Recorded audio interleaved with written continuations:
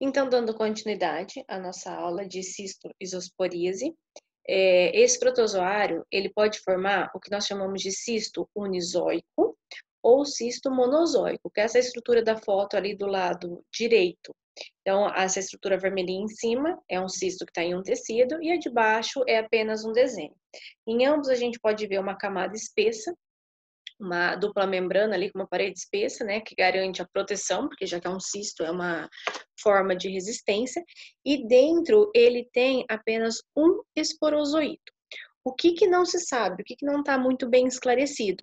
Se esse cisto ele é formado a partir de um oocisto ingerido, porque dentro do oocisto a gente tem os esporozoitos, a gente não sabe se vem dali, ou se ele vem de um ciclo intestinal, ou seja, se ele pode ser derivado dos merozoítos, por exemplo. Isso não se sabe ao certo, são as duas hipóteses que a gente tem de quando ele é formado, como ele é formado, onde que ele está sendo formado lá naquele ciclo.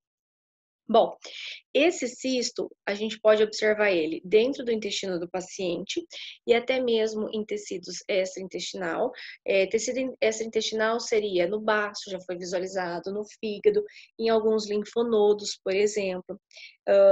Basicamente, na bile, né? Basicamente nesses órgãos ali, nesses tecidos. Esse cisto monozoico, ele está associado a recidivas, tanto de pacientes com HIV e até mesmo pacientes imunocompetentes. Ele também vem sendo associado com a resistência ao tratamento, ele não deixa a medicação penetrar. Só que ele é um cisto com um esporozoito. Esse esporozoito ali no centro que a gente consegue ver, ele tá bem no meio, né? Ele é um esporozoito quiescente, ele está como se fosse assim, quietinho ali, ele é vivo, mas ele tá quieto. Ele tá dentro de um vacúolo parasitófago e ele tem uma parede cística espessa ao redor que a gente viu. Só que a hora que ele quer voltar a ficar ativo, a hora que ele acha que tem condições necessárias para isso, ele volta a ficar ativo e esse esporozoito ele dá continuidade ao ciclo. Por isso que geralmente ele está associado a recidivas. E essa resistência ao tratamento, gente, é porque a parede é muito espessa, né? Então é difícil da medicação penetrar nessa estrutura e acabar destruindo esses esporozoítos. Patogenia, o que ele causa no corpo? Ele vai causar basicamente o que a gente viu de outros protozoários, causa síndrome da má absorção. Na figura a gente tem ali um desenho das microvilosidades intestinais, as células epiteliais do intestino, que tem as microvilosidades. Nós temos as células da cripta, por exemplo. E aí o que eu tenho? Como toda essa estrutura fica dentro da célula, né?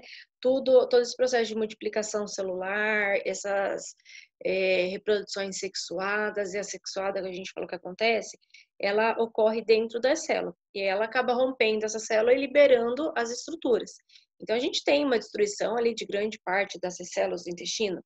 Então, eu começo a observar atrofia de vilosidades, hiperplasia das criptas.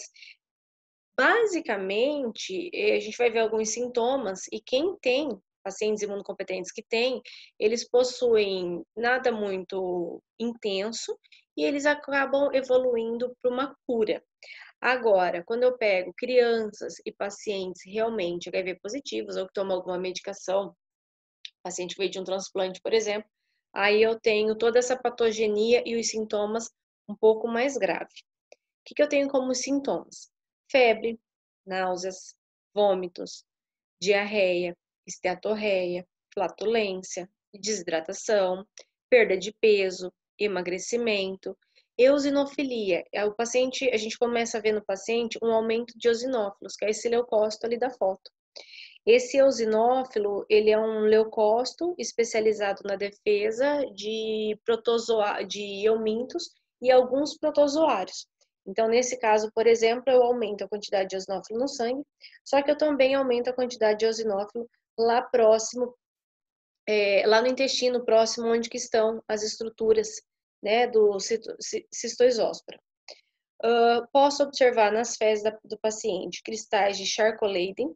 O que são esses cristais? Esses cristais de Charcot são esses apontados ali pelas setinhas branquinhas da foto. Eles parecem umas agulhinhas e geralmente eles são derivados de eosinófilo. Então, como tem muito eosinófilo, tanto no sangue quanto no tecido do paciente, lá no tecido próximo ao intestino, no intestino, esses eosinófilos eles começam a ser destruídos e dessa forma eles podem dar origem a esses cristais que a gente observa no exame de fezes. Basicamente, gente, nenhum sintoma aqui é específico, né, desse protozoário, por exemplo. Febre, náusea, vômito, diarreia, hidratação, flatulência, emagrecimento, nada disso é algo muito sugestivo, algo muito específico dessa doença, por exemplo. Crianças, os sintomas geralmente são mais graves, né, igual a gente já comentou, assim como pacientes que têm alguma deficiência do sistema imunológico. Agora, um paciente imunocompetente, às vezes ele vai ter esses sintomas de uma forma branda e ele vai evoluir para uma cura espontânea. Profilaxia. Então, o que a gente tem aqui de profilaxia? Evitar contaminação de água e alimento com fezes, então impedir com que as fezes entrem em contato com a água, com comida, por exemplo. E isso a gente consegue impedir através de melhorias em condições sanitárias, né? Saneamento básico, tratamento de água, isso seria o que todo mundo, o mínimo que todo mundo deveria ter. O que eu gostaria só de frisar aqui? Lembrando que quando um paciente que está contaminado com cistoisospora beli, por exemplo, ele defeca e nas fezes dele sai o oocisto, esse oocisto, ele é um oocisto ainda imaturo, é um oocisto não esporulado, ou seja, ele não é infeccioso. No meio ambiente, devido a condições de umidade e temperatura, esse oocisto, ele forma os esporozoítos e aí ele vai se tornar maduro. Aí sim ele é infectante. Portanto, o hábito de lavagem das mãos também é muito importante. Só que, vamos supor, eu esteja com cistoisospora. E aí eu acabo contaminando a minha mão com minhas próprias fezes. Agora, se eu levar isso à boca, eu não vou ter uma nova contaminação. Por quê? Os oocistos que eu for ingerir nesse momento são oocistos imaturos ainda. Para ele sofrer maturação e ficar infectante, ele tem que ficar no ambiente. Então, mesmo assim, o hábito de lavar as mãos é importante? Sim, porque às vezes você acaba relando em alguma amostra que tem ali resíduo fecal, e nesse resíduo fecal tem os oocistos que já estejam esporulados, por exemplo, né? Então, mesmo assim, o hábito de lavar as mãos é muito importante, mesmo a contaminação não sendo imediata. As suas fezes você já coloca na boca e já se contamina, porque a gente precisa esperar esse período de esporulação. Tratamento. Basicamente, o tratamento, os médicos eles acabam recomendando sulfamethoxazol, trimetoprim ou metronidazol. É uma das duas medicações que oferecem uma melhora do quadro do paciente. Eles são medicações mais eficazes contra cistoisospora, por exemplo.